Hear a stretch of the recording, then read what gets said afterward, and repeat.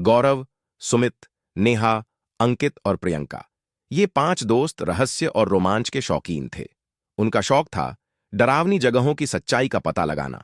इस बार उनकी मंजिल थी शहर के बाहर स्थित एक पुराना सुनसान गोदाम। इस गोदाम को लेकर भयानक कहानियां प्रचलित थीं। कहा जाता था कि वहां एक दैत्याकार चूहा रहता है जो इंसानों को निगल जाता है। स्थानीय लोग बताते थे कि कई साल पहले वहां एक अजीब दुर्घटना हुई थी। कुछ वैज्ञानिक वहां चूहों पर प्रयोग कर रहे थे, लेकिन एक दिन पूरा गोदाम बंद कर दिया गया। अंदर मौजूद सभी लोग गायब हो गए और तब से वहां कोई नहीं गया।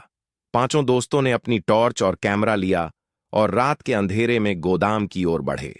दरवाजे पर जंग लगी थी, लेकिन किसी तरह वे अंदर घुस गए।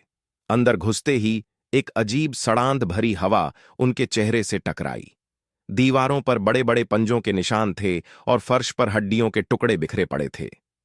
ये ये तो इंसानी हड्डियां लग रही हैं। नेहा की आवाज कांप उठी। अचानक एक अजीब सरसराहट गूंजने लगी। टॉर्च की रोशनी में कुछ हिलता डुलता नजर आया। तभी अंधेरे में 2 चमकती लाल आंखें प्रकट हुईं। ये क्या है? गौरव की सांसें तेज हो गईं। अचानक अंधेरे से एक विशालकाय चूहा झपटा। वह किसी आम चूहे से 100 गुना बड़ा था। उसके लंबे लंबे पीले दांत बाहर निकले हुए थे और उसकी त्वचा पर गहरे कटे फटे निशान थे, मानो किसी ने उस पर प्रयोग किए हों। भागो! अंकित चिल्लाया, लेकिन चूहा बहुत तेज था। उसने सुमित को अपनी तेज नुकीली पूंछ से जमीन पर गिरा दिया। नेहा ने एक लकड़ी उठाकर चूहे पर मारी, लेकिन वह और ज्यादा गुस्से में आ गया।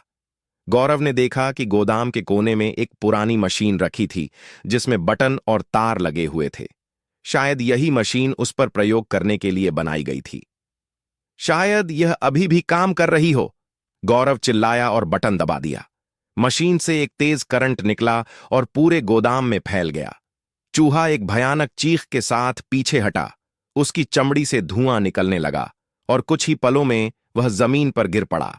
सभी दोस्त हांफते हुए बाहर निकले। उन्होंने पीछे मुड़कर देखा।